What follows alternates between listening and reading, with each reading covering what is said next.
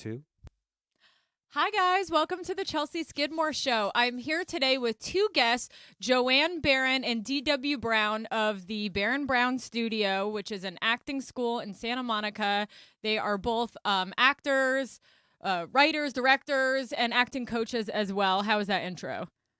Dandy. It's always awkward giving the intro right in front of, especially when there's so many hyphenates. Yes. And don't box me up. I thought I it know. was very good introduction. She's a very gifted introducer and actress because she took very good training, and so she's really talented. Yes, I just finished the 2-year program at your school, Baron Brown, which I absolutely loved. Jamie Kennedy had discussed it briefly with me on his episode. DW was my teacher, and Joanne and DW are married and have a studio together. How fun is that? We met on a movie called Joy of Sex, Really? which had very little sex in it and was not very joyful. Is that true? Yes. That's it, strange. It was Martha Coolidge's movie. I did Valley Girl. Then she said, you could be the next movie I have. Just do this part. And then she said, the man that you're going to play opposite is going to be very attractive. And I said, really attractive? And she said, well, I don't want to spoil it for you. And then I was standing in a trailer, and this breathtakingly handsome man walked by, and I said, I'm going to marry him. And then Colleen Camp, who went to the school eventually, she was an actress in it, and she said, you're not going to marry him. He's too handsome. He's going to go out with a model. Ew. And I said, no, I This think story never gets old. no, I think it was true. And I said, no, I really believe he will marry me. And that was it. Wow. Yeah, I hear a lot of girls say similar, people say similar. I always love to hear stories like that. I love when people first see someone and they're like, that's the person. It's so cute. Yeah, he's given me some marriage advice a little bit because I recently just got married. Oh, wow. Oh, good. Yeah. Congratulations. Yeah, thank you. Yeah, it's been 2 years, a year and a half. I'm looking to Mike for the answer. What was his marriage advice? I'll tell you if it's true. It's ever evolving. I can't even remember. I was just It wasn't generally in class, memorable. I would tell you that stuff of probably be a receiver or a sender. You want to be clear that one guy's the receiver and one guy's the sender. Is that like feminine, masculine energy No. sort of thing? No, this is when you're having a conflict. You go, I need to be the sender, and so I don't need you coming back at me with your defense. I need to get the feeling that you. It's like in the class. We do this thing called repetition to begin with, so you're making sure that you're getting the other person, that I'm repeating the thing you say. So this is actually kind of marriage therapy, is that you want them to get that you get what they're saying. Yeah, that's almost like that listening chart. So you can't remember what he said, I can't. so you can't use it. I know I know he told me something. Maybe something about keeping the romance. Could it have been? I said my general advice is for men, the way to keep a relationship is to keep the romance, and for women is to keep him feeling competent. Oh, that was it. Ah. Yes. Competent? Yeah. Not okay. That's really his personal. Meaning what? Meaning, the kind of like cheerleader, kind of a. Okay, Yeah. encouraging him. Yeah. Yeah. Okay, yeah, I started doing that after you told me that. More than usual. And then, so what is it like, because you're not at the studio as much anymore, but you were, I guess we can get into a history of the studio in a second, but what has it been like working together as a couple? And how do you guys balance the work life when you come home? Do you guys have to shut off the industry talk? No. I always ask this to couples does it get exhausting? Or you're like, enough? No, we are doing two very different things. Mhm. Like, I'm the artistic director, so I'm running the physical studio, dealing with the running of the business, so to speak, overseeing the other teachers. He's the head teacher, and he's actually going in and teaching. And I haven't really taught so much for probably about 25 years, and I only do one time, maybe twice, maybe 3 times, 4 days, 12 days total a year of a master class. So I'm more auditioning and trying to, pursue opportunities by producing or writing or auditioning or acting. And he's more screenwriting and directing and tying that into being an on-site teacher directing actors like you, talented people like you. And But in answer to her question, we do talk. We don't. We don't. But I don't tell you what to do. No, no, no. Because that's like. But we do. In a profession that's fallen out of favor, people don't know what I'm talking about. When I say our holidays are busman's holidays. You ever heard that expression? No. Yeah. So we're whenever we go on vacation, we go to see plays. Well, I noticed. Yeah, I've seen that on your social media. Yeah. So we talk about it, all this stuff. We talk about. But we don't.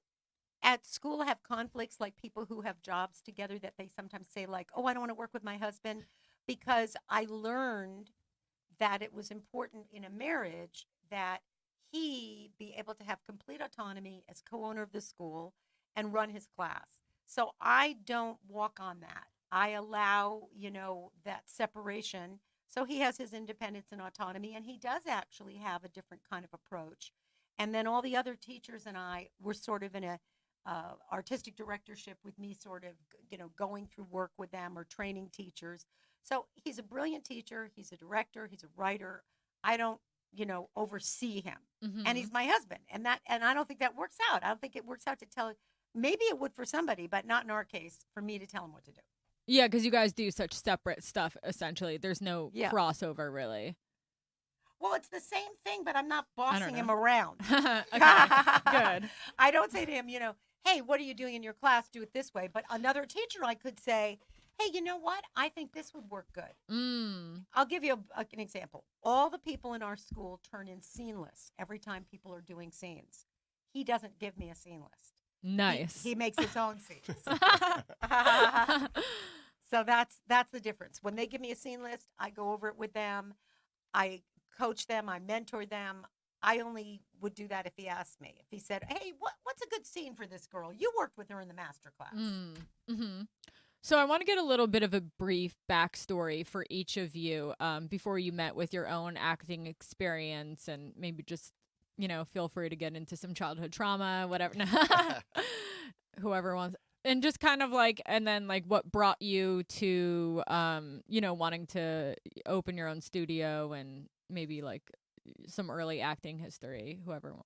Just make it your own thing. I'll just start because I met him after.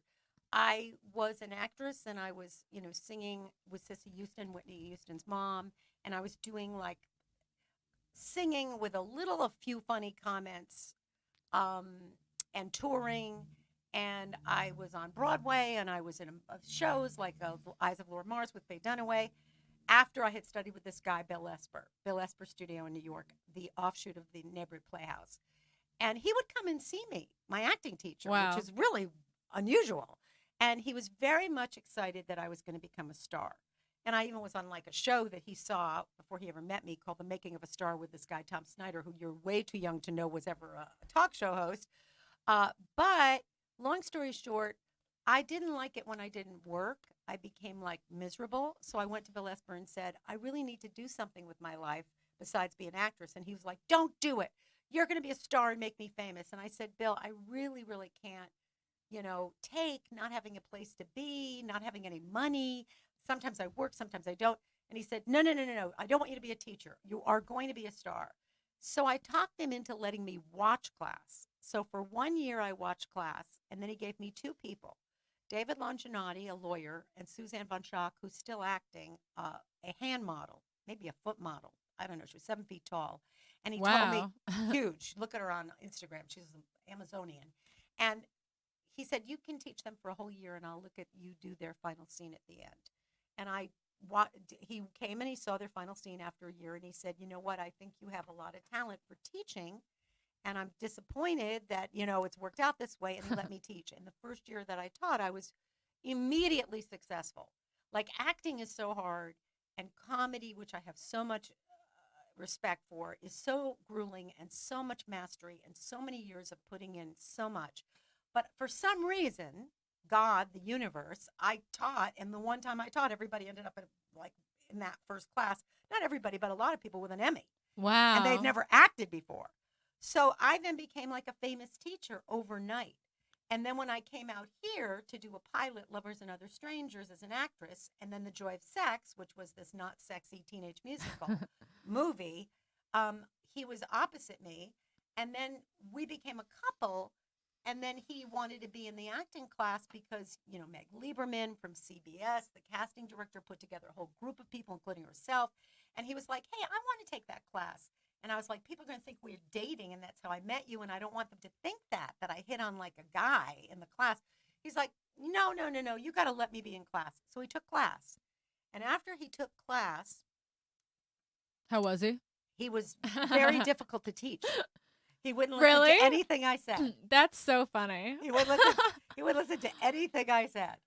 He would be like, what do you mean? Like if I said something. He was very difficult. You know what's interesting is when people, this is like a little bit of a sidestep, but people, I watch people in class get upset and it's really hard. And I even had a moment too where I was like, I need to like really take in these notes. And like, and I had that awareness, but then I would always watch other people get notes and it would be so awkward sometimes. And it's like, and you can see it because you guys know the best how to read people. And I can't even say how much I learned from just taking that class on like how people really feel about stuff. It's like, no, that's not how you feel. It's all over your face and I can read it. I feel like almost like a master in that suddenly after just 2 years. But yeah, it's, I also do want to hear about on giving and taking notes, like how to be open for that maybe, or I'll just say very quickly to speak on that too. He wanted to train to be a teacher, and that's how he became a teacher. Okay. Sorry. I just wanted to segue into how he became a teacher. Yeah. Because everybody trains 5 to 7 years to be a teacher. Okay. Baron Brown. So he then said, I'd like to train to teach. Great. But I was already directing. Well, yeah. I was in the theater group, so I came to LA for Fame and Fortune, and then got in a theater group, and started gravitating towards writing and directing. And so when I took the classes as an actor and director, as many people do, a lot of our people just come for directing. Mm-hmm. And Michael Reimer says it's the best thing. And he said, I went to USC and I learned more at Baron Brown than USC Film School. Wow. Because as you say, it's really more important to be able to read human beings than just the lenses and. Well, Sidney Pollack was a teacher at the Neighborhood Playhouse this work, and he's one of the great directors. So it makes sense. And David Mamet came out of the training, and Larry David, and all these people. So the writing and the directing kind of it kind of falls into that. And you're a writer, but I really do want to direct. I mean, when I was sitting in class, I was mostly just watching people and deciding who I would want to cast in things. Oh, that's cool. That was like my experience watching in class. Oh, that's cool. Yeah. I'll like, there's like so many people who like, I just keep thinking of for things. Yeah. That's wonderful. So it's cool to like, just, And that's really, we had in our school, Tom Shadyac. He's a comedy, that guy? He's a Tom comedy Shadyac? director. I don't. He's a comedy director. He met Jim Carrey in an acting class, and he directed, Ace Ventura, Liar, Liar. Oh, wow. Yeah, he's a big comedy director. Yeah. He took the training. Uh-huh. And he said he met Jim Carrey in an acting class. Huh. So that really feels to me like, a place where people really do start to look at people and appreciate and build bonds and then later cast them. And, it's a wonderful thing to see somebody's talent in that situation. And it's cool. Like some people really just stand out more than others. What do you think are those common characteristics in people who really stand out? Well, you're talking I know that's kind of a broad what question. Makes a good actor? Yeah, let's go for that. Vulnerability. Yeah. Damn, that's the thing that's like the hardest for me. Yeah. That's a thing that I like need to work on. Do you have any advice for me? Both of you? Well, I think, it's a lot more difficult to be vulnerable in life than it is to be vulnerable as an actor. Mm-hmm. That you can, like, ritualistically, enter into the fiction and go, okay, in this world, I'm not really Chelsea. I'm this actress, naked animal person. Where in life, it's going to be a lot harder. Mm-hmm. I think the thing to be, that helps somebody with vulnerability is to remind yourself, I don't have to be like this in life. Life can really hurt you, and people can really hurt you. But in this place, it's safe for me to have that openness because it's for an Academy Award and it's for me allowing my talent to come out. So it's like a mindset. Like sometimes with really masculine, maybe, machismo type dudes, a guy would be like, I don't want to feel that vulnerable and mushy. That's not masculine. And I'd be like, no, you have to be strong to be fragile. You have to be strong to be able to cry. Mm-hmm. You know, when people can't cry, they equalize things with a gun or a loud, you know, music box, or they're going to walk in and take the power with, you know, Obama said brilliantly in a piece that DW played for me that just blew my mind. You know, he said a real guy doesn't have to wear a whole bunch of chains and say he's having sex with millions of women. That's not really saying how strong you are. So being strong is to be able to be vulnerable, Mm-hmm. and being vulnerable and acting is safe. And that's what I would encourage someone to feel safe. And you know, I make the point: vulnerability is not synonymous with frailty. It just Mm-hmm. means that you're affectable. Yeah. So you're not armored up. And so, like a predator is not worried that the gazelle is going to bite it, but it's still vulnerable. I want it so bad. Oh, please let me have that thing. So that even that kind of vulnerability to want something and really allow it to hit you. And then I tell people, you know what? You want to cry and everyone in class is crying and you think they're so talented and you're not crying. Fake it. Make noises. Throw yourself down on the floor. Make a sad face. And maybe if you do that enough, you'll start to really cry. Oh, wow. So I tell people, you know, oh, you're so worried you can't cry. And then the other side of it is, don't worry if you can't cry. Because guess what? William Hurt doesn't cry. Mm. Robert Duvall didn't cry in Stone Boy. He's from the Meisner. And the idea is, you know, I can believe what my situation is without crying and be very affecting. Yeah. You know, if I believe my situation and I'm living my situation, crying or not can be affecting. So there's a lot of things you can tell people. Yeah, I put a lot on the crying because I would watch everyone in class, and like so many people just like so easily could cry, and I'd be like, "How can you do that?" And it was such a big thing. I was like, "I have to do it. I have to do it." It was like a goal. I know. I spent the entire day making up a thing that my husband was dead, and I literally spent 10 hours on it. I was like, and then I finally did it in class, and I couldn't even face the class. And I remember hearing him say, "Turn around and face everyone," and I was like.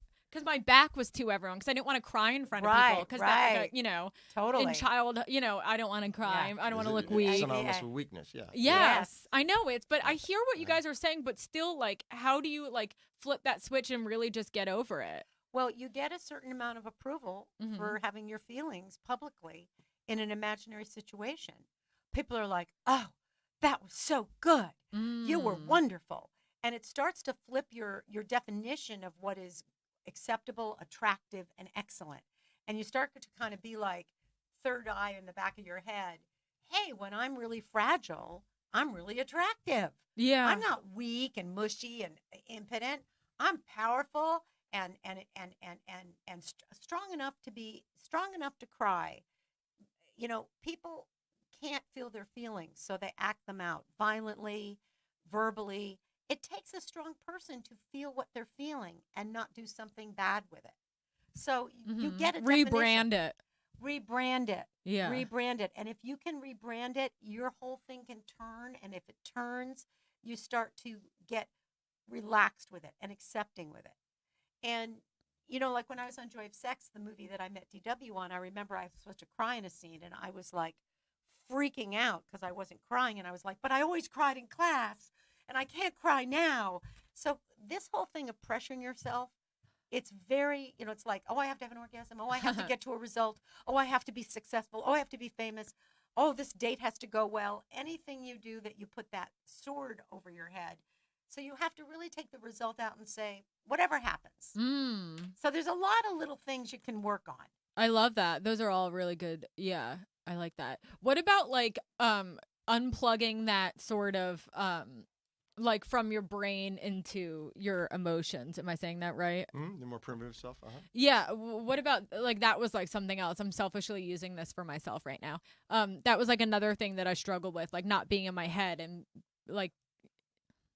Yeah. So you know what the issue was. Yeah. Like everybody has that because you're judged in life for how intelligent you are and how you manage conversation, and that's really not what it's about. It's about emotional intelligence, not IQ, EQ. For the listeners who don't really know exactly what emotional intelligence is, how would you describe that?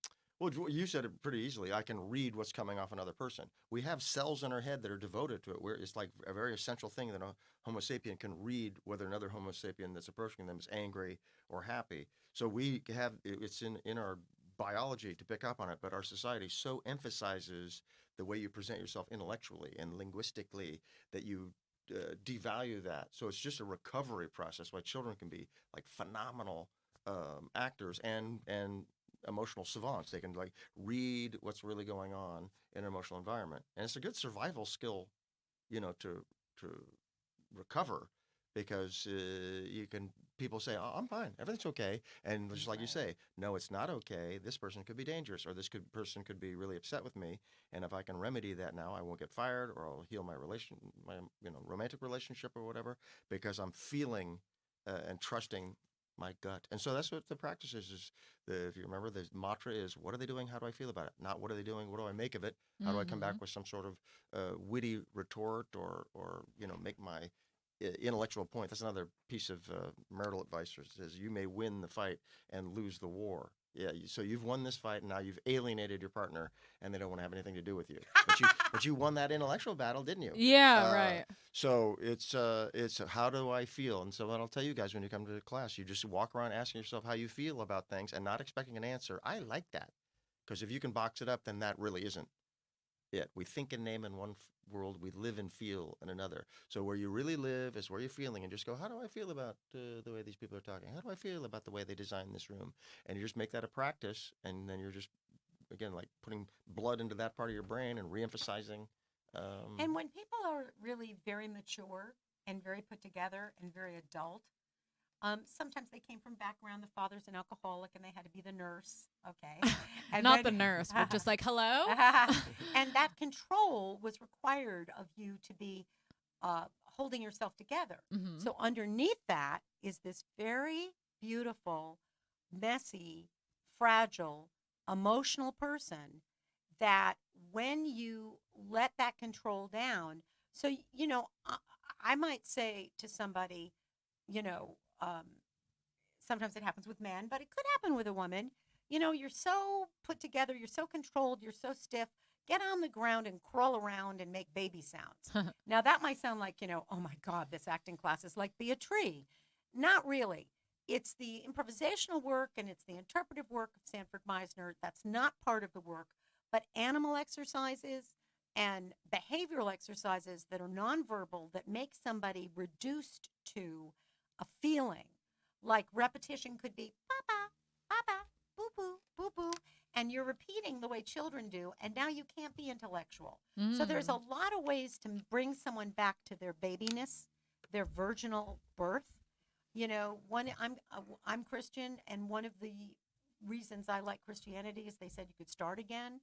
And I felt like, well, I can forgive myself. I can forgive for other people. I can have a new beginning. I feel bad about so many things. Well, that's why I fell in love with Meisner, because Meisner was my first falling in love with rebirth. You go into that training, and I don't care if you want to be an actor, director, writer, casting director, editor, costumer, you're brought to yourself in a way that therapy could take 30 years. And it does bring you back to that beautiful purity of innocence, because you can't have an attitude.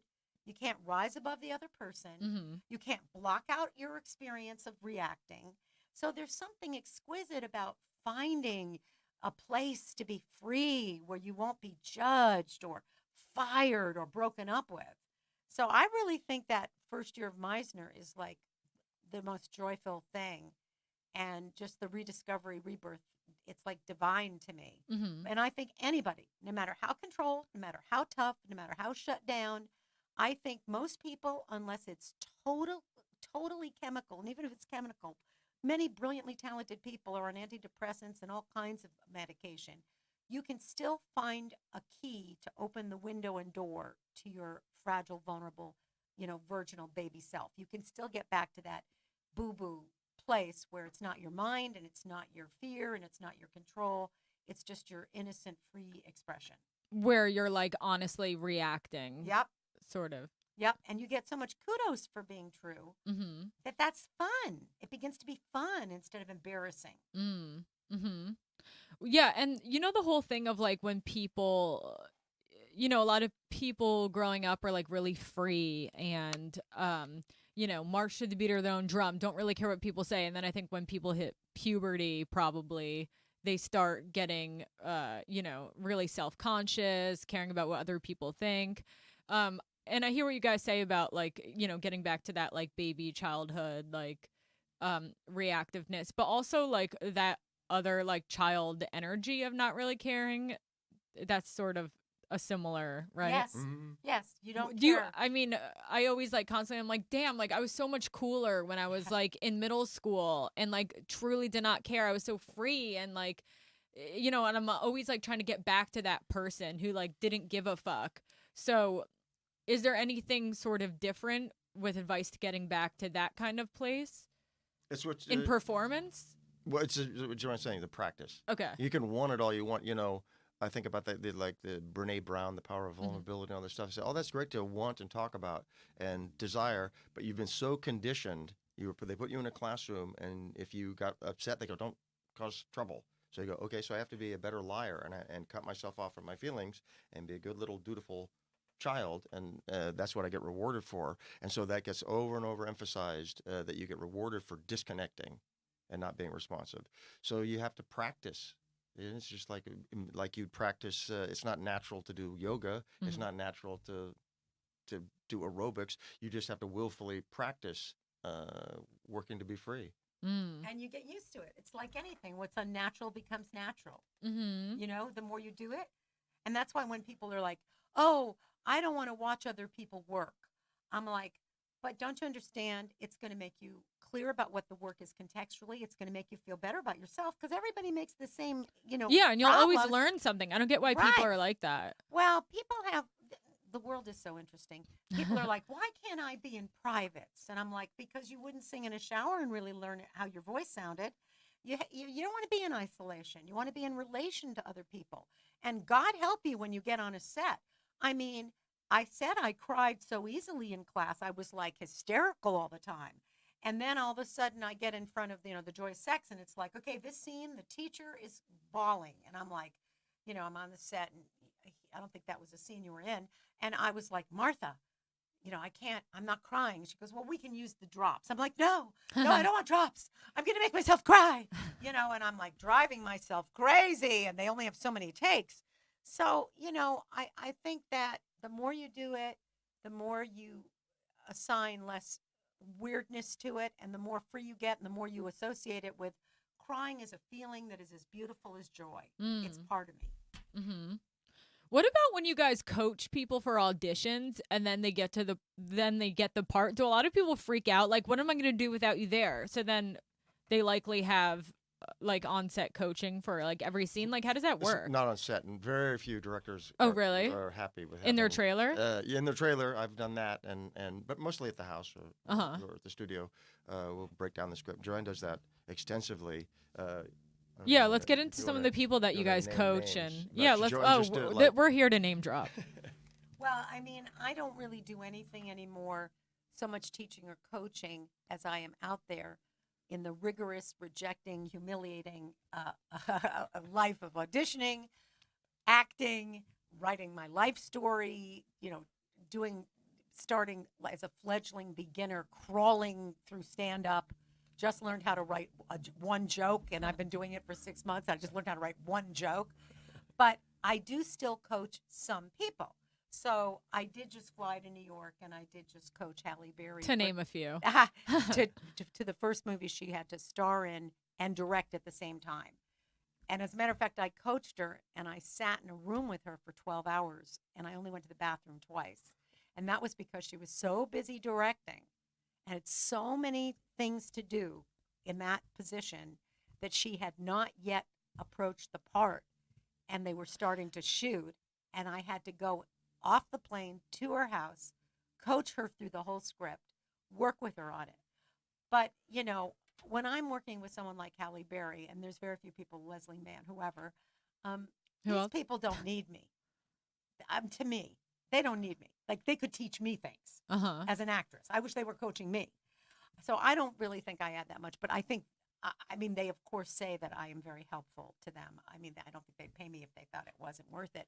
But I really feel there's a certain point that people get to, and they're very used to what they're doing, and maybe they just want to do it in front of someone so that they're not shocked when they get on set. Mm-hmm. Or hear an idea collaborated with.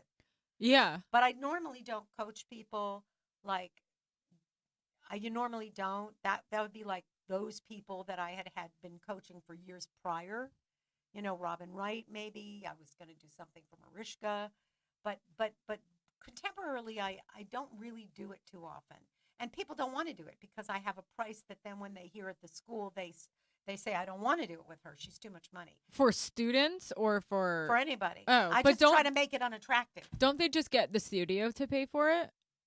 Or well, no? that is not necessarily true. Oh, really? And that's If a really only. good, and that's a really good thing. Uh-huh. I don't think that is true, but that used to be I- true. Okay. It's a That pet. used That's to what be I true. thought I had heard in the Yes, past. that used to be true. It's a pet peeve of mine that so little regard in the industry is given to that. Whereas in athletics, you have a coach for just the receivers, just the offensive line, and but somehow they don't rehearse in the business either. But you coached a lot of people. You coached William Maypother for In the Bedroom, the brilliant Sundance movie, and then later directed Nick Stahl in your movie. And he never said to you that he felt anything other than you coach me and then I've got it. He didn't want you to go to the set. He never wanted further. No. I don't know if anybody ever said to me, come I did to it the with set. kids. I went to a set when they were kids. That was for Martha. Martha Coolidge, and who went to the school. for Judd. Oh, for Judd Apatow. Yeah. You coached him? No, I coached the kids that were in a movie that he was doing. And you coached Producing. Keanu Reeves for Sam Raimi. Mm-hmm. But you never went to a set with these people. Only the kids. Only the kids. You coached all those people ahead of time somewhere else. Yeah. Yeah. You break it down and Work out the choices. I and wouldn't stuff. want to go to a set because I selfishly want to act. Yeah. And I would feel that a director would look at me sideways and be like, who's this woman thinks she is? Although I will tell you, James Gandolfini, who is like one of my favorite actors of all time, may he rest in peace, was a Meisner-trained Esper guy. And he had a woman in his trailer for every scene of the Sopranos. Oh, wow. For his whole life. She never wasn't there. She was He- there for he- every he- single scene. He said I never did a line that she didn't go over with me. Wow. Yeah. That's it. That's amazing to me. Mm-hmm. So some people, I guess, really do that. Yeah. But I'd be scared that a director would be like, I'll never cast her. She got in the way of my interpretation. Oh, so they get like insecure or not insecure, but just like annoyed that they're going to be getting in the Countermanded. way. Oh, That's okay. right. Yeah, like one person's going to say one thing, the coach, and the director's going to say another thing, and the actor's going to get confused. Mm-hmm. So, I mean, I get it. I really get it. You know, Something you brought up when you were talking about Hallie, how she was so focused on directing, she hadn't spent time worrying about her performance. And, you've probably acted in something you've directed before as well. Mm-hmm. And it's really hard to like make that switch. And I'm wondering for myself because, I like did like a little short and now I'm prepping to do another one, and both of them I directed and acted in. And the other one that I did, I just cut myself out of it because I did not spend enough time preparing. I literally did nothing. I was so focused on everyone else. I thought it would be fine, but I couldn't turn that switch off. And now in preparation for this next short that I'm going to be making, I'm like, damn, I really need to do something different. Like, I might have to have half hour to decompress, or like, what do you suggest to people to like make that switch? I talked to David Wayne about this as well, actually. Do you know who he is? Yeah, the Wet Hot American Summer, Wanderlust, Children's Hospital, all those. was he in things that he? Oh yes, yes. Yeah. Of course. So he wrote and directed course, all of those. of course, He didn't of write course. Children's Hospital, but he directed a bunch of them. He has a new show, Medical Police, out. Mm. But he's like super funny, works with all the best people, and he was like, yeah, it's really hard to, but I still didn't get like that piece of advice. So I was wondering. Well, there's when you first said it, like your problem may have been watching yourself too. It may be if you were watching another actress, you wouldn't have been so critical of yourself in the editing room. It's possible that you. How do you feel about that? You think you got past the fact that, oh, I don't like the way my ears are. Oh, that's curling in my lip or whatever. Yeah, I was watching critically, I think, going through like the footage, but also just in general, like just like realizing, oh, I'm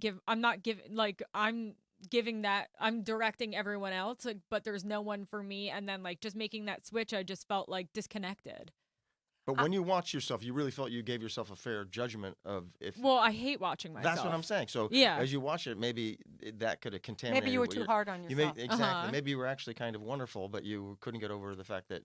Did anybody else see it who also thought that was a problem? Because if they didn't, then that would be interesting. Because maybe you're just hating yourself, and someone else looks at it and goes, no, you were really You're good. not blinking too But much. beside watching yourself, what about like just making that transition if you're directing something and then it's time for like your scene? Do you not Let's think just say- that there's any sort of Well, you don't get directed in show business like barely at all anyway. So you just got to get self-sufficient. Well, here's what I would say, because I did go through this with Hallie, and I did study how do you do two things at once. Yeah. And I did see how crazily hard it is psychologically. What I said ultimately, and I tried to come to, was number one, have more preparation on your part. Instead of less preparation, have more preparation. Make sure that you take care of yourself. Number two, find one person you trust. Could be the cinematographer, could be the AD, but somebody whose taste you trust, that you think has a brain about art, and say to them, tell me if I need a second take, and have them on the set there. Three, if you really feel, and this happened with Jackson Pollock. I went to an audition for Jackson Pollock, which was Ed Harris's movie, and there was a woman sitting there, and I recognized she was an acting teacher. And it didn't occur to me until later, she was on everything that he did because he was playing Jason Pollock, and he was not wanting to watch himself. So he took his acting teacher, made her a producer, had her cast the movie with him, and then she sat there. But you could also have a cinematographer who's artistically evolved.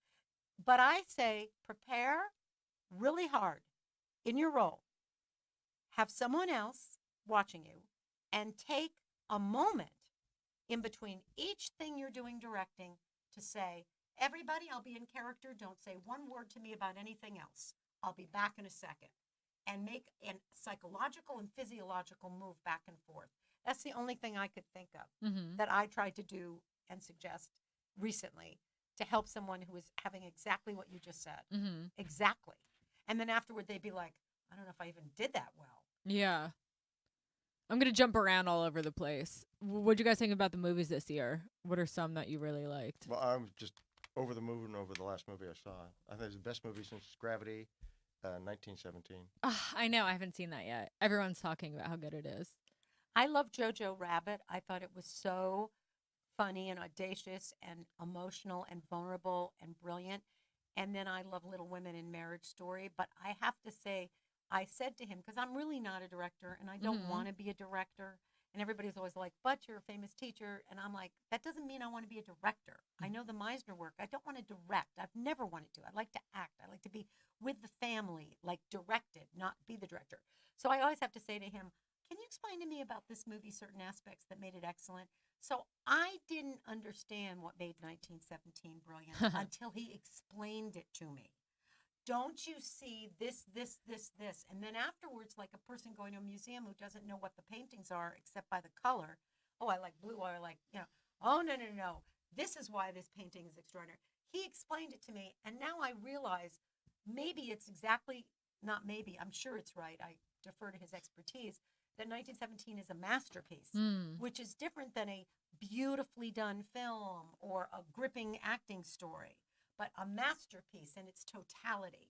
And that's what I can recognize that. But I'm emotional from, Little Women, and I'm emotional. I'm seeing that tonight.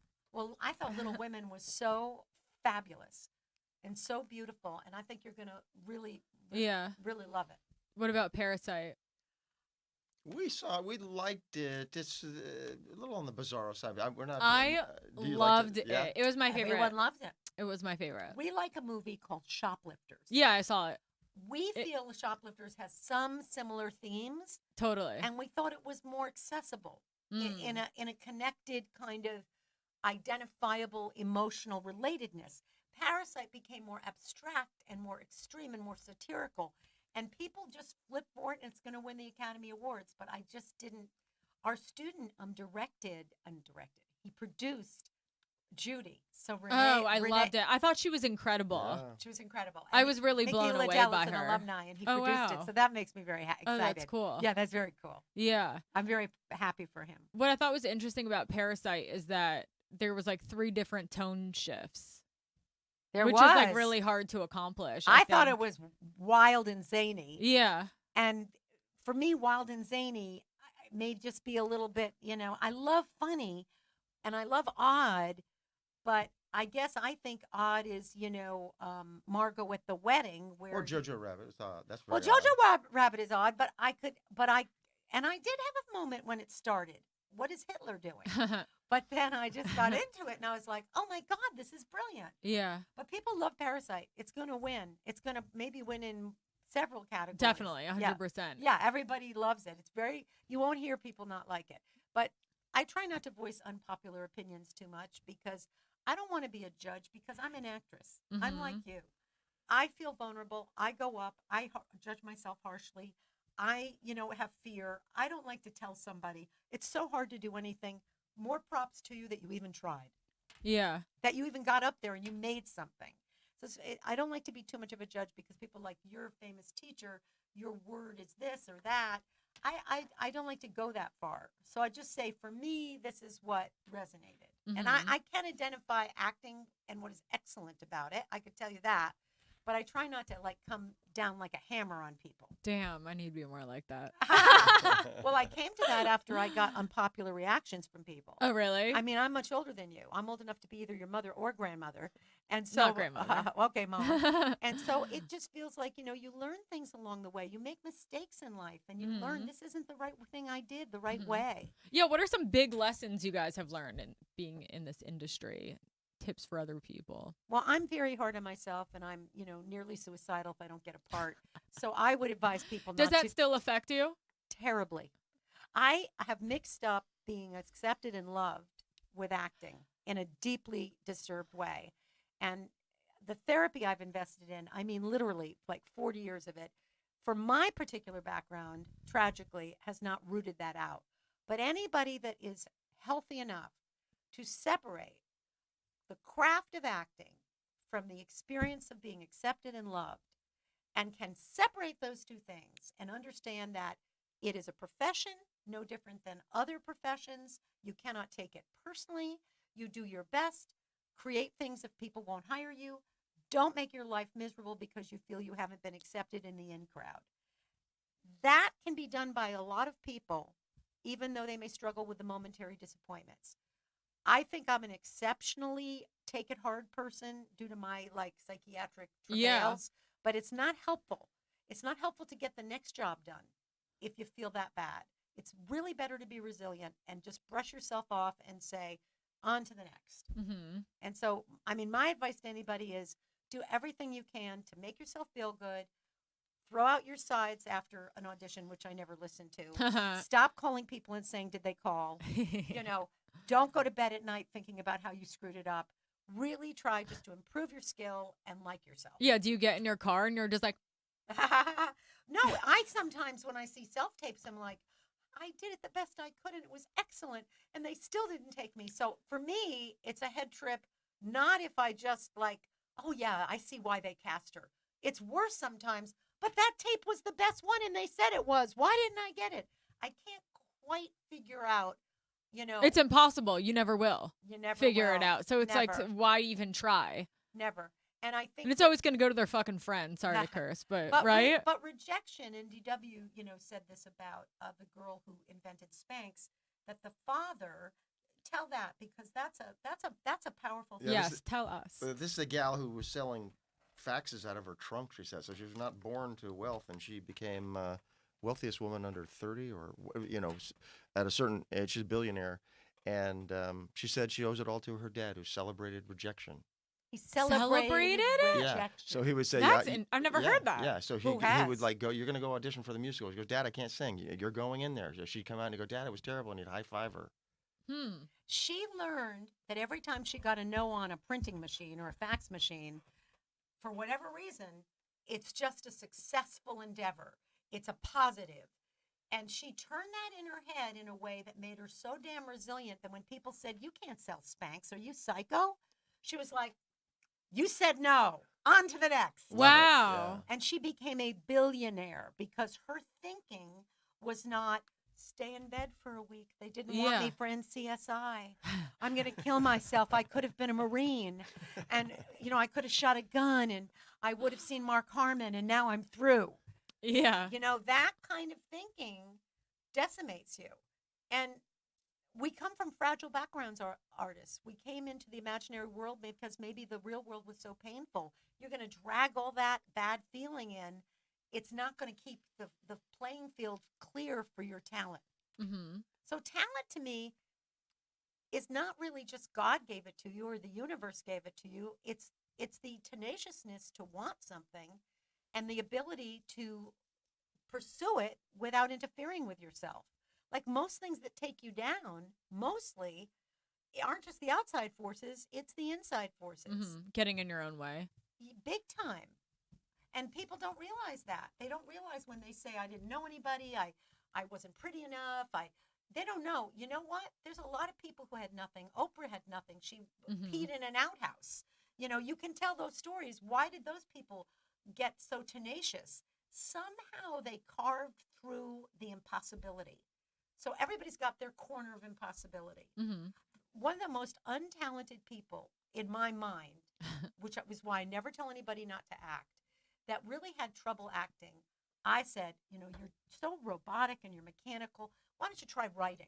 And the girl said to me, no, I'm going to be successful. And I was like, oh, this girl's delusional. Such trouble ahead. Oh, Such trouble ahead. This girl's life is doomed. And then she was like, but I really appreciate you offering your opinion, and I really value it. And I was like, oh, my gosh. She had such good parents, she be had like. such self-love. Wow. And now she's working constantly, sending little posts out. My next job, working actress, loving my life on set. And I wrote her a note and I said, you know what? The ability to tell yourself, I will do what I want to do. That may be like even the biggest thing. Yeah. Nobody can reject you if you don't reject yourself. Mm. You can always write something, direct something, shoot something, pick up your phone. A lot of people, I don't want to do that because until somebody important discovers me. Discover yourself. Totally. Yeah. Be proactive. That's what I feel bad for a lot of people who are strictly actors. They're just waiting for their next job instead of creating something, creating their own opportunities. Absolutely. Just in terms of brass tacks, what I'll recommend is, there's a good advice. If you feel scared and you tell yourself, don't get scared, it's probably not going to work. Calm down. But if you tell yourself, I'm scared, or you're scared, you tell yourself, this is exciting. You have a better chance to just lean it over into something. And so I started saying this, you're going to be frightened of people watching you, but make it like an athlete. I'm less frightened of the people watching me than I am the characters I'm acting with. So this guy playing my dad I'm going to have to deal with him. That's what I should be really scared of, is these fictional realities, and that can immerse you then into that. Yeah, I know that people are watching me. Yeah. But what I'm really concerned about is that this life of my character have impact the objectives I'm going for in the imaginary world. And there's a very strong magical thing about the imaginary world, whether it's channeling your muse or whatever, something actually mystical, or just something about our makeup, that playing pretend is very powerful. So if you can find a way to seduce yourself that way by going, that's what's important, is what's going on in the imaginary world, not these casting directors over here. Because they don't, the advice I give people is that and I just heard Leonardo DiCaprio being interviewed talk about this when he was young and how he got successful, is he said he failed at an audition and then he kind of gave up and realized they don't want you to, they don't want to have to validate you. So I tell you guys, when you go into audition, is you want to audition the way a doctor comes in to audition for giving you a surgery. You don't want to feel that, please let me do it. You go, I'm going to be a doctor whether you use me or not. I think I can do a great job, but I'm not dependent upon your love for my doctoring. Yeah. So just not having that desperate energy. Yeah. What are some tips for you, for actors who are listening? If they have an audition, being comfortable in the room, stuff like that. Just there's this paradoxical thing. If you don't want it so much, it's hey, what's up? Just find a way to go. I'm not. There's all kinds of games. People they'll say there's no way I'm going to get this part. So just know. I had a desire to have a TV pilot, and I didn't know enough to know that this would be like a million and a gazillion chance. the innocence of when you begin something. You have no idea. And I said, I'm here for a week from New York, and Lovers and Other Strangers is auditioning, and Bill Esper had the scene in class between Jerry and the character, and I'm going to get an audition. And I don't know how I got an audition. I still don't really know how I got an audition, but I got an audition, and I went to the audition, and I remember saying out loud in the lobby, I can't get this, because Miss America, the woman married to the guy from Kiss, she was against me. All of the women that look like you, gorgeous, they were all against me. And I was like, I have a funny face. This isn't going to work out, but I'm going to have fun. And I kept telling myself, I won't get it. I won't get it. I won't get it. And I went on 10 auditions like that. And when I finished the last one, the woman who wrote it, Renee Taylor and Joe Bologna, stood up in the audition at ABC with 30 people, said, you're getting this part. Oh in my front of everyone. God. Then I took my car and drove it into a tree.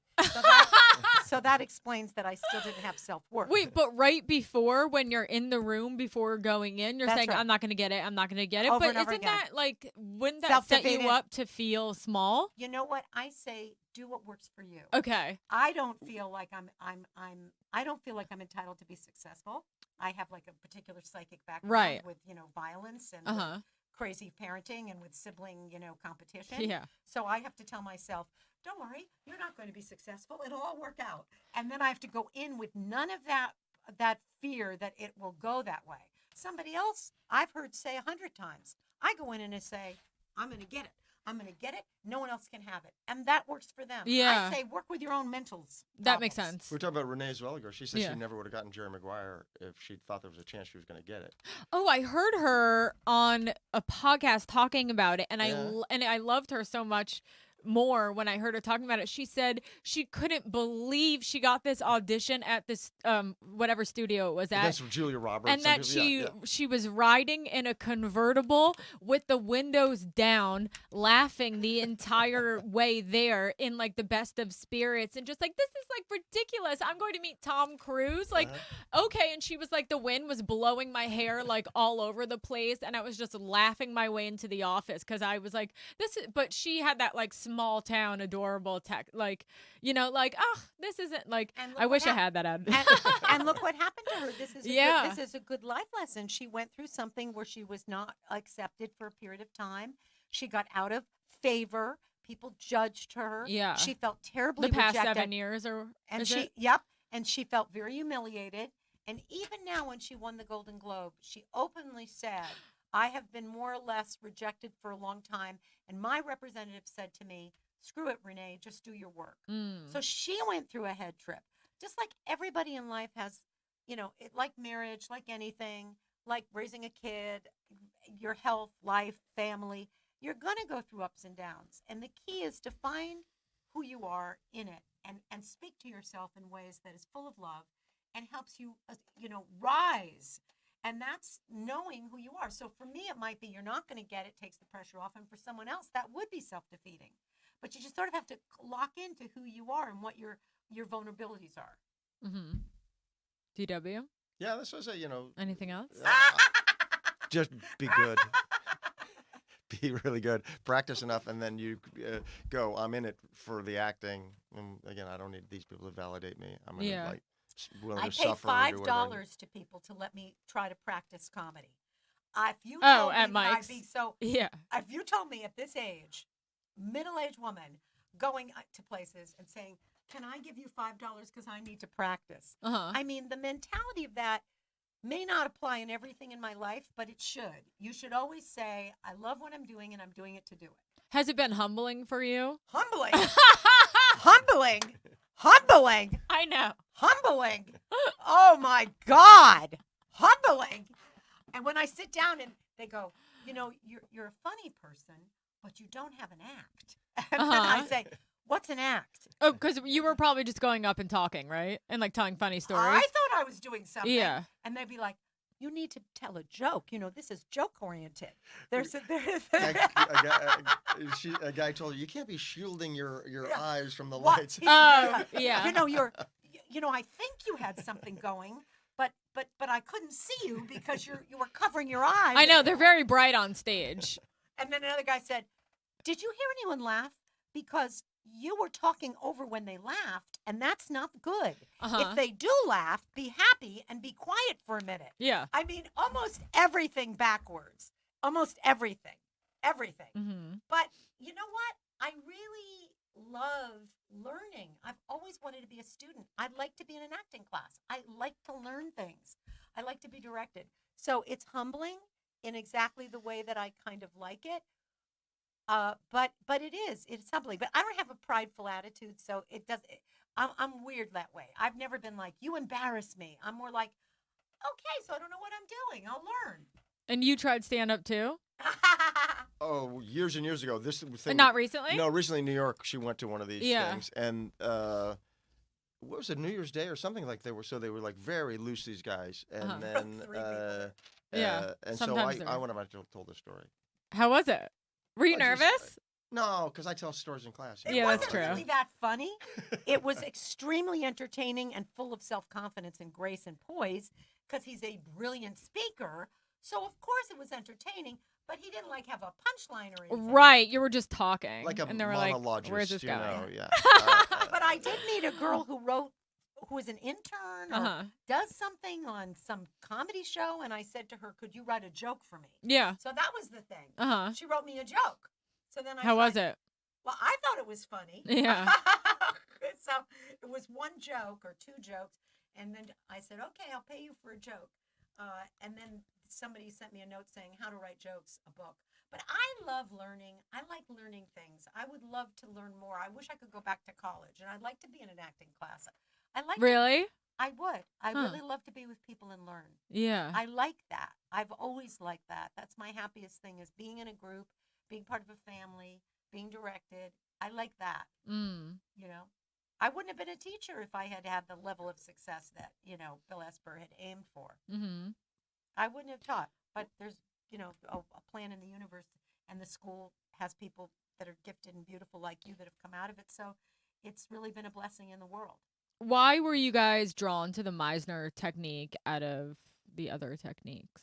I was maybe I didn't say because you just fell into it. The guy told her, but I was a Strasburg person. I got involved with Lee Strasburg work at a very early age, ridiculously early age, and I worked with Lee Strasburg. I was all into that, and then I heard the Meisner thing. Usually, I don't know if you heard it mocked because there's a technique in the very beginning of repetition where you repeat the last thing that the person said to you. So they say, I like your shirt. and then I go, "You like my shirt?" I don't go, "You like my shirt?" I really respond to it, so I'm confirming that you just said that. "You like my shirt?" And I'm pleased by that, or "You like my shirt?" That's an odd thing to say.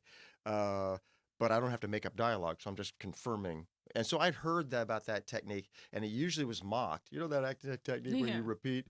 Because it is mockable if you're just going to go, "You like my shirt?" Mimicry. But then I met Joanne. It's a really funny story. I don't know if I ever told this in class. I went on a date with her, and then she came to a play. So I went on a regular date with her, and then I was doing this play, and I had her come to the play. And I guess she maybe said she was an acting teacher, but wasn't in my mind because we go, "So come to the play, and afterwards we'll go out." So after the play, I go, "So we don't get something to eat?" And she brings out her program. She's got all these notes on it. "Well, we need to talk about that monologue that you've been doing." And so then I got like, "What are you thinking you're doing? You're critiquing my performance?" And there's you're good, but there's certain issues. And so she went through this thing with me. So I got introduced to the Meisner technique through her, and then became a real convert because it's so much cleaner psychologically. Or you don't have to leave your character. Yeah, can you briefly summarize the different techniques for listeners who don't know? So I'll just say I went to Herbert Berghoff, I went to Lee Strasberg, I went to all these different places, and there's a lot of different techniques, and you know a lot of them, but the Strasburg technique is more experientially, personally remembering trauma, not imagining things that are fantasy. It's, call me by my character's name. It's work that is exercisey and sometimes self-conscious and isn't a comprehensive approach that gives you an beginning, middle, and end to a script, which is why I think Meisner turns people out who are directors and editors and costumers and production designers also, because every aspect of acting is covered in it. Stephen Adly Gurgis, the greatest playwright, said that he never went to writing class. He just took Belle Esper's class. Strasburg is really the big counterpart to Meisner. Meisner is imagination, and it's script interpretation and character analysis, and is very complementary with Stella Adler, which is how to break scripts down and how to plan behavior and preset emotions to create interpretive performances, similar to a choreographer planning dance steps and then improvising it after. The other kinds of techniques, Royal Academy of Dramatic Arts, the Australian school. External. They're more external, but hey, what can I tell you? Australian actors and English actors are pretty damn brilliant because their physical and their vocal expressiveness is very articulate. And it really does raise the game of a lot of acting when you have people who are able to really understand that the actor is an instrument, his voice and his body, not just his imagination and his motions. Oh, so is that what the difference is between? Okay. I think the difference is that D.W. is saying that the Royal Academy of Dramatic Arts, English actors and Australian actors, I forget the name of that school. RADA? It's external. But I'm not so sure it's external when I look at, people like Nicole Kidman who really are emotionalizing. Or this 1917. Or 1917. I'm thinking about Succession. A couple of people on Succession. I don't know that well, but You never saw it?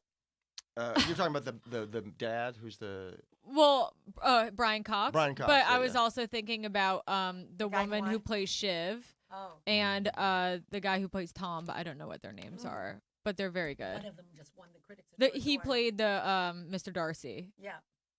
I think that when I see people like that, it's hard for me to say that it's just, quote, external. But what I do recognize is that the craft of acting with speech, with voice, with physical life is so much the whole instrument. And that American actors are really more about my feelings, my emotions, and a casualness in vocality and a casualness in the physical life. And I think you have to give a lot of attention to physical relaxation because emotions bring tension. You have to give a lot of attention to the speech and the voice because if your voice is all when you get acted and it's strained or it's high pitched or it's not breathed, all those things really contribute. So the breathing and posture, stuff like that. It's very important, and it really creates a whole instrument. Like you're a flute, you're a violin, you're a piano. You're not just one part. So I do feel like my favorite actor now is Matthias Schoenhardt. He's Belgian. He did Rust and Bone.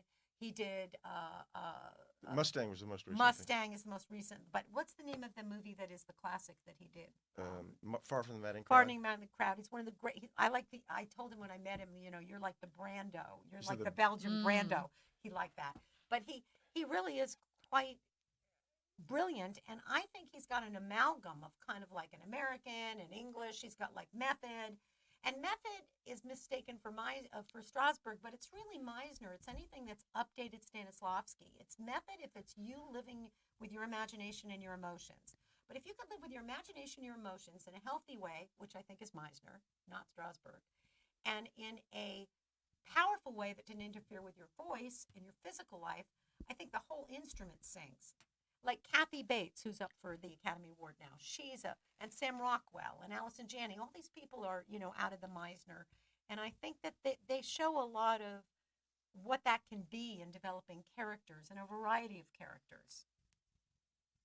And being alive and being imaginative. Yeah. For being alive and imaginative, what are some things you can do to be more of that? Train. Struggling with the questions here. So you can train, get more familiar with like playing tennis, get more familiar with being raw and being in the environment where you can freely just throw it out there. If I was to address the three kind of techniques we're saying, the external, a purely external actor isn't really doing anything except for trying to get the audience to believe that it looks like that. So if I'm mad at you, how dare you talk to me that way? But I'm not really mad. And I'm not really addressing this to you. That's a purely external. And then you have the Strasburg type actor who is connected to their feelings. How dare you talk to me like that? So he's upset, but he's not really talking to her.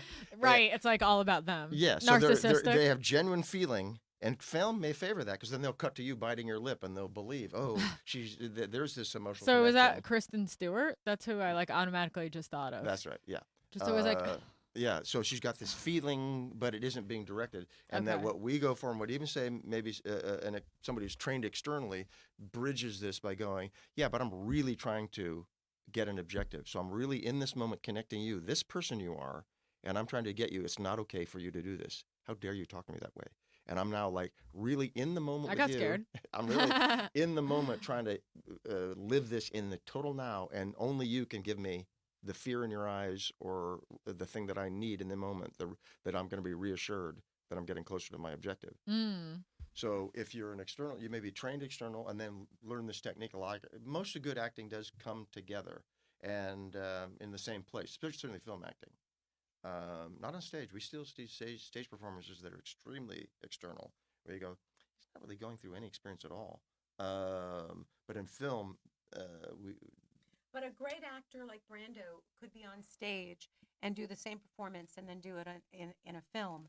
And it was the same specificity and articulation. So a really great actor should be able, a masterful, skilled person should be able to do the same behavior, the same specific actions, the same inner life, emotional preset preparations, and really create the same performance. And you could say, oh, he's too big or he's too small, and you can adjust it, but it should be the same dance that they're doing interpretively. Imagination, to me, the definition of talent is the degree that an actor comes in contact with his imagination. But I can tell you that there's people that have gone to this school that I did not think were that highly imaginative. And they had exercises and things that they did to lure their imaginations and to seduce themselves into deeper degrees of contact with fantasy. And so I'm one of those weird people that has a pretty, high-profile school in the world that doesn't say you're talented, you're not. I say, look, this information, only you and God knows how far you can go with it. And even after you finish, you may go further than I ever remember what you were. Don't let anybody tell you you're good or bad, and don't let anybody audition you and tell you you're accepted or rejected. Just jump into it and give it your all, and you don't know what you're capable of. Your teacher doesn't know what you're capable of, and actually no one knows what you're capable of, because there are many experiences where you think you've written someone off and you're like, oh, they can't act. And they shock you and they shock themselves. Did you have that in class? Anybody the first few months you thought oh, this guy, she's never gonna, and then later you go, wow, in that scene. Yeah, I definitely saw people grow a lot. Because we've seen miraculous things. Really? Yeah. Sometimes we've seen people you would really go, this is just not for them. Yeah. And even after they finish the training, you'll see them and you go, something happened. The gears meshed. Yeah. And so that's just exciting. You never know when the fruit could show up. Yeah. I can't remember as far back as first year, to be honest, with stuff like that. But I would just notice a lot of people have got a lot better, and notice as a whole, the entire class really progressively, more substantive. Yeah. Yeah, definitely. I mean, I definitely have my favorites, and I would get so excited to watch certain scenes, like the scene with Sarah and Dominic. What Icky. I was so excited to watch that scene every time. Yeah. What about, so I have a couple of questions from the WhatsApp group from the class. I told them I was having you on. Right. But I also talk about when you're acting drunk. How to act drunk. Maybe can you give a little drunk lesson? We can close with that. Okay. The thing that people say most. Wait. Let me do the questions and then we'll end with the fun thing. Okay. Is that okay? Yeah. Okay. I'm directing you. Let's see. I was gonna organize this, but I'm sorry. Okay. Does some of these aren't great. Come on, be professional. Okay. It's okay. Okay. Now I can't say that one actually. Fuck. I fucked it up. Well, what advice do you guys give couples trying to achieve balance with work and relationship? Marriage counseling. For any conflict. I do. Yeah. This is a good one. What irritates you guys the most in each other? 3 things or personality traits? 3 of them? That's a lot. I know. That's what they... Him giving you marriage advice. Really? You shouldn't be doing anything like that. It wasn't a weird moment. It was meant to be positive. But he's not supposed to talk personally to anybody. No, that was general. It wasn't personal. He's never supposed to talk personally to anybody. I give my In general. the Me Too generation. It was like a general, like on a Monday sort of thing where he covers everything. Yeah. I'm just worried now that we can't even say he, she, they, or it, and I don't know what the hell it is. Did you notice I start my podcast by saying, hey, guys? And I do it every time, and I'm used to it. And I know that some people, you shouldn't say, hey, guys. You just say, hey, everybody. But, like, to be honest, like, I'm fucking saying, hey, guys. Like, sorry, that's how I like to start my podcast. The thing that irritates me the most about my husband, he's worked on in marriage counseling. So I would say that it's hard to say what irritates me because we've been devoted to staying married, and we have worked very hard at staying married by working on ourselves. Yes. So I really feel like it's hard to say what irritates me because every single topic that's a problem, we have worked on with diligence. And I think the greatest thing you can have is somebody who irritates you in 3 to 50 things, but the one thing that they don't irritate you on is they're in it to win it with you. They're going to stick in it with you. You're going to tell them what upsets you. They're going to care, and they're going to keep going. Yeah.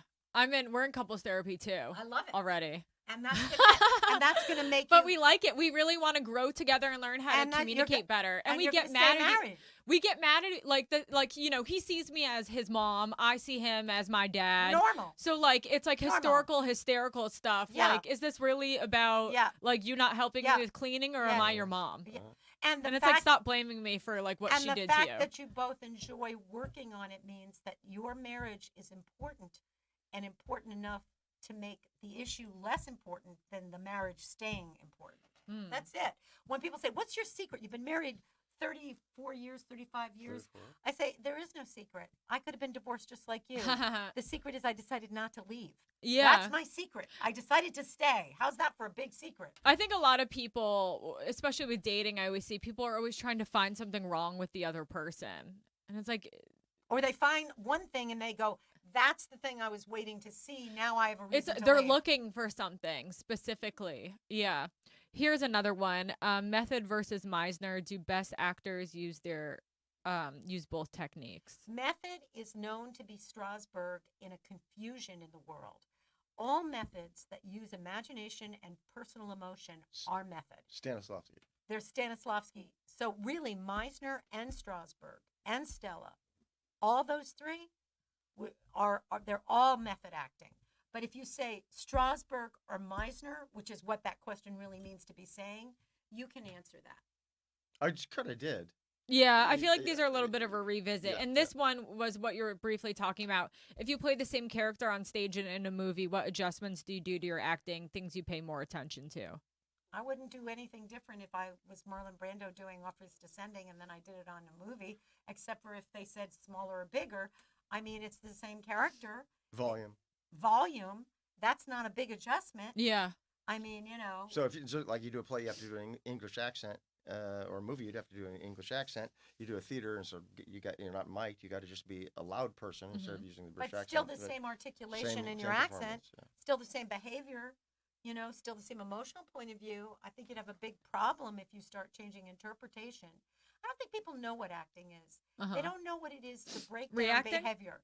It is reacting, but then it's planning the interpretation like a choreographed dance step before you react. So it's really like, okay, what step and what emotion before the step, and now I improvise it off the other person. So it gets back to reacting after you preset and interpretively plan what the geography, emotionally and behaviorally, is of the character. What about when you do all of this work, like what you were just saying, and then you get there and they had a different plan? You have to adjust the person. That can happen, and people say that's the best skill that a film actor can have, because on the day they all kinds of things. They don't rehearse, so maybe the actor you thought was going to be doing one thing is doing something completely. Whoa, and the director's not going to adjust that, so that makes it really hard for me. So you have to be an adaptable pussycat. I was on a TV show, Rake, for Sam Raimi, the great Sam Raimi, and I had auditioned crying my eyes out because I was like able to cry. Good for me that day. And I got the part of some victim wife, whatever. It's a pilot with the actor, Greg, what's his name? Kinnear. Greg Kinnear. And I'm like, get to the set, and Sam Raimi says to me, Joanne, we're making her a raving bitch. She has no feelings. She's just going to be very hostile, and she's not going to have any more vulnerability at all. That sounds fun. And I was like, but didn't I get the part because I was like different than that? He goes, I know. We're going a different way. That's like the complete opposite, but at least they trusted you enough to know you would make the adjustment. Well, I don't think it worked out in the end. And then another time I did Webster. 100 years ago, there was a show called Webster, and I was supposed to play a Nazi. And when I got there, they said, play it like a Girl Scout. What? Swear. I can't even wrap my head around that. But I did it. I was able to do it. But the thing is, taking direction is like huge. Yeah, let's talk about listening, taking direction, and then being open to notes and stuff. Like, what is your advice for people on that? Well, I know my pet thing that I want to get out there in the world of actors is of all the problems you can have getting directed, probably the one that's going to be the biggest is that you think they're talking about your interior life and they're talking about what they want your character to be presenting to the world, or vice versa. So they say, hate her. It's like she's a monster. Then I come in and I go, sit down. And they go, you can't act like that. You're a lawyer. You just told me to be raging like that, but they won't know how to tell you. Yeah, feel raging, but then on the outside be presenting a professional behavior. Or the other way around, they'll go, all right, you're a professional. You've done this 1,000 times. Then you go and go, sit down. And they're like, it's not working. Why is it not working? They can't tell you because he should be rageful underneath there or wounded underneath there as he's trying to be professional. So he's talking about translating. There's two parts, I think, in taking direction. I think one part is take your parents out of it if they were hostile and critical, because sometimes very talented people have had such abusive teaching from their original parents before teaching in school that when they're told to do something, it's almost dangerous. So the person goes, go to the right, and you see the actor going to the left, and you're like, why are you doing the opposite? Well, some internal self-protective mechanism is like, if I do what this person says, so first, take anybody out of it that's interfering in a historical way with your present ability to trust who's there. The second thing is try to translate, like he's saying what they're saying. It's not easy to translate it. I've made a million mistakes when I've been given a critique, thinking they were saying this, driving home saying, that's not what they were saying. Mm-hmm. And sometimes it's like, are you even comfortable like talking back to the director, or are you just going to try the opposite? Yes. And know, okay, they must mean this. Yes, that's a good point. How much do you want to talk about it? Yeah, because they don't have time for that, right? They just want you to come in and do your job, and you should know and understand. That's right. You got to consider yourself like the electrician. Nobody wants to talk to you about what you're doing. Do this thing, this magical thing that you do. Don't burn the place down. But the people that have the pride, the self-esteem, they aren't as frightened to alienate, and they're not trying to ingratiate. They really are just in that Buddhist middle zone, and they're able to stand there and say, I want to just ask you so I'm sure I understand what you're asking. They'll do that. I was always afraid to say, can I take another take? They'll think I'm awful. Yeah. And then a casting director said to me, no, you can do it with pride. In an audition, you're saying? In an audition. Okay. They say, like, do it again. Let's do that again. And I was like, I can say that? Like, you get confused between groveling and arrogance, alienating the person. Yeah, maybe it's the energy that you have underneath. Very much so.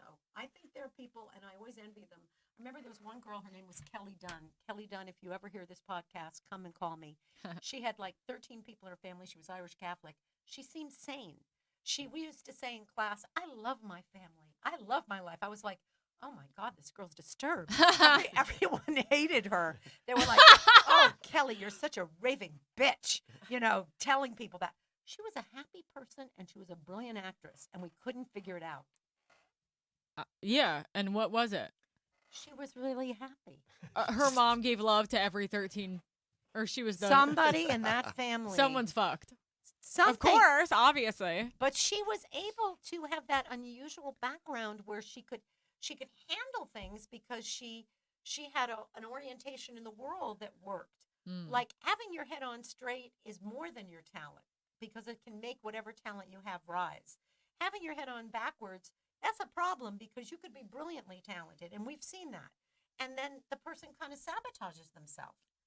It's really a lot of mind clarity. Totally. Yeah. Self-sabotaging. Yes. Huge. Huge. What do you think about that? Yeah, it's like, the broadcast news, the Albert Brooks character goes, wouldn't it be great if desperation made us more attractive? Yes. Okay, so should we get into the drunk tips? Anything else that you wanted to touch on before? Well, I'll say this. I'm not advertising, but if somebody's interested, Baron Brown Studio is the name of the school. Yeah, and do you want to just?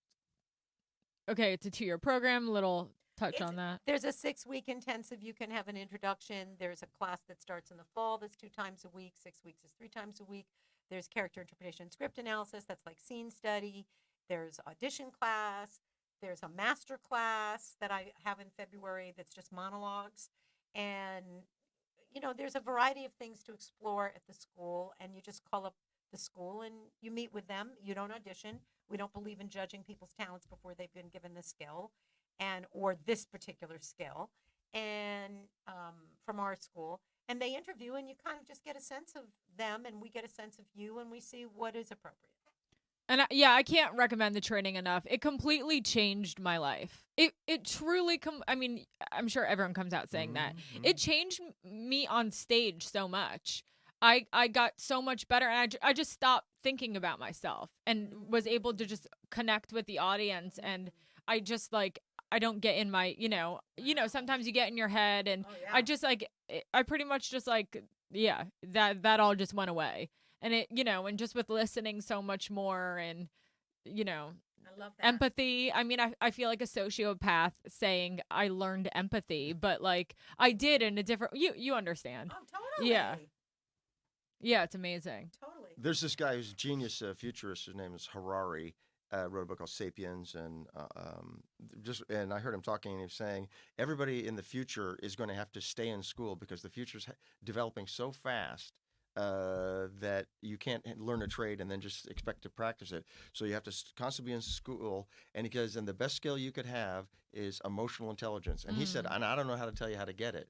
And I wanted to yell out, go to Baron Brown. Because anytime you put in there, like you say, it's just like a kind of athletic training, a flexibility training, taking that veneer off you. And you can do it again. There are people that, have taken the first year or the second year, more than once or twice. I personally would love to take the training again. I think it would improve me ridiculously as an actress and as a person. So I just think it's an extraordinary, helpful thing in life and in art. Yeah. Drunk tips? Take it away. Drunk tips? Yeah. Because you're the pro. Am I? You're the pro on acting drunk. I have a YouTube video on it. What's the name so people could look it up on YouTube? Playing Drunk, I think. Oh, Playing Drunk, D.W. Brown? D.W. Brown. Great. Yeah. And how to get high on marijuana and all that kind of stuff. Oh, yeah. That was the fun part, learning impediments in class. So the old-timer tip for playing drunk, which everybody will say, is try to act not drunk. So it's a basic thing that actually goes through a lot of what you do as an actor. You're trying to, what Meryl Streep would say is you have to cry, try to not cry, because that character doesn't want to cry. You have to laugh in a scene, try to not laugh, that there's that in thing. And so that's a reality, not to act your limp, but try to act somebody who's not limping, not feeling that pain. So the same thing in being drunk is you try to act not drunk. So usually you're over-enunciating, trying to be clear with your speech because your tongue has been shot with Novocaine. But the real cool tip that you can get I got it from Joanne, we got it from Bill, got it from Meisner, I guess, is the emotional line, right? That came from Sandy. And a lot of people miss out on that. Most people, vast majority of people don't get that, is to when you play drunk, you want to get a consistent emotional line. So you are, typically it's an aloof drunk, and consistent with not being drunk is I want to act like everything's great, and I'm sophisticated. And they'll say, you're drunk when you feel sophisticated, but you can't pronounce it. So that's the typical kind of drunk, that somebody who's aloof and like royalty, and even a Skid Row person, a little girl, They're nodding out, but they're acting like they're royalty. And then the other kind of drunks you have a celebratory drunk. So those drunks aren't as concerned with not being seen drunk, but everything's a party. And even if they bang their head, oh my God, that hurt like hell. So when you have the emotional line going, every event elicits that response. So you have a celebratory drunk, you have a angry drunk, malevolent, like you're in a bad mood.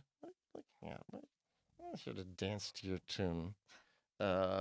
And everything's foul. There's a particular kind I didn't put in my video that is a particular kind of angry drunk, which is really interesting, which is they would never think of themselves as angry. And this is somebody that I know would do this. And they're like this, hey, Chelsea, now listen. I'm talking to you now. I really, really like it.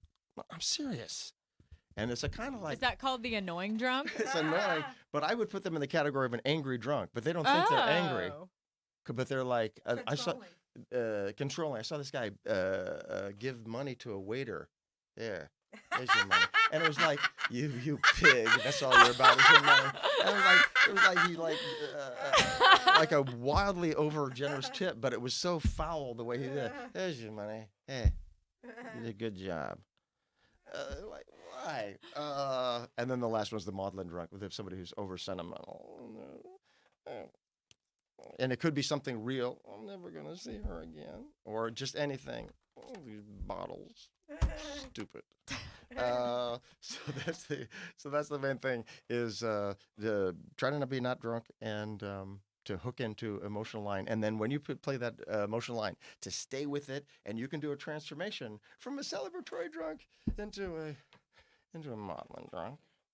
Either because something happens, you see a photograph of... Yeah, that's like every girl when she's drunk, right? Everything's fun, and then all of a sudden, I don't know what happened, but one thing will just be like, yeah. When I taught this in when class... you don't get the text back. I taught this in class one time, and somebody said, oh, that's so interesting. I had a roommate in college who would cycle through every one of those. Yeah. And we're all like, yeah, she's happy now. We got about 15 minutes. Totally. Yeah, I remember when I did drunk in class, it was so weird. When I walked through the door, I don't know how this happened because I wasn't planning on it. I didn't think about it. I just lost complete control, like in my muscles almost, or I don't know. And I fell to the ground. I don't know like how, but I just like went like limp like that. And then I had skinned both my knees and they were bleeding. Oh. And I was like, I really felt like I was drunk. And then like you feel like you're drunk like after when you're like coming out of it, right? It's so weird. And like the Coke, like, yeah, I love all that. It's so fun.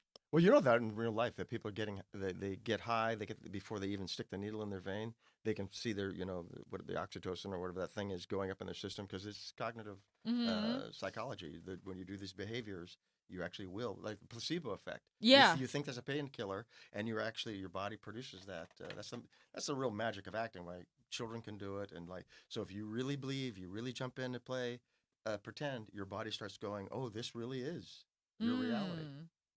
I love that. Well, thank you guys so much for coming on. This was so much fun. Check out, again, the Baron Brown Studio. Do you guys allow audits too? Or We have a way of doing that. Okay, cool. But yeah, check them out. Very talented actors and coaches. And we forgot to say D.W. was in Fast Times at Ridgemont High. I was indeed. Because I love that movie. I had the DVD growing up. In high school. I do a real quick story on that. Yes, we didn't even get into it. Not the movie. I have a story about the movie, but she's gonna be somebody's. Isn't that the song? Yeah, I remember. When I pick her up in the car, is we have a yearly celebration at the school and get Jaimin Hunsu came this year and De Niro came one year. Ooh. And he was like had just done Raging Bull or something like really big like that. And a guy comes up like dead serious and shakes my hand and goes, "I just shook hands with Robert De Niro." But he wasn't in Fast Times at Ridgemont High. I love it. Yes. I know. Was that fun working on it? Yeah. Was it just one day? Or? Oh, no, because I was at the mall, and then I did the thing. Oh, you met her at the pizza counter. Yeah, I can't remember. Right. And then and then the Galleria. Oh, yeah. Uh-huh. Where was that? That's the Galleria, the Ventura and 405. Oh, okay. I know I haven't seen that movie in so long, but I just remember the dugout scene. Yes. Oh, that's why we never go backstage whenever we see a play with Jennifer Jason Leigh. Oh, do you guys like ever drive by like dugouts? And she's like, "Come on, let's go." That's so cute. That would be fun. That's so cute. I don't. Okay. True role playing. Yeah. Yes. I know. How is it for acting teachers with role play? Okay. Thank you guys so much for listening. Have a good day. Bye. Bye. Thank you, Chelsea. Thank you.